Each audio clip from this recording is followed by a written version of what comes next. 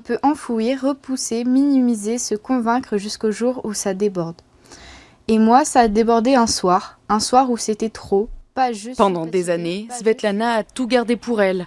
Les moqueries, les insultes et même les coups. C'est parti très loin, c'était après sur les réseaux, ça faisait des vidéos de moi où ça m'insultait. Puis ensuite, c'était surtout le plus dur, c'était les critiques au quotidien en fait. À chaque fois quand j'étais en robe et tout, je savais direct que j'allais me prendre une critique. Tout le temps c'était ouais, elle est habillée comme... enfin voilà quoi. Poussée à bout, elle fait une tentative de suicide à quelques mois du brevet des collèges. Un choc pour ses parents. C'est comme si on nous a tiré un coup de fusil en fait. En tant que parent, c'est sûr qu'on se remet en question aussi. Même si on en parle, ils disent pas tout.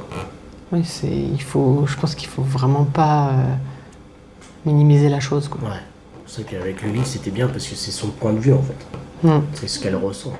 Ouais, L'écriture pour se faire entendre et créer un pont entre elle et sa famille.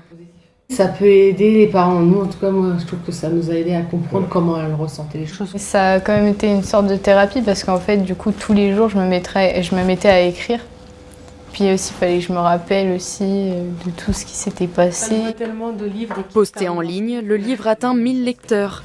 Alors, avec le soutien de ses parents, Svetlana décide de l'éditer pour qu'il touche le plus grand nombre. Je l'ai lu et franchement, je me suis vue à travers toi. Il y a plein de moments où j'avais envie de pleurer, ça m'a touchée. Tu peux être fière, moi je dis. Et la lycéenne a bien d'autres projets. Un deuxième livre, pourquoi pas un film, mais surtout, elle veut sensibiliser dans les écoles ou via des vidéos.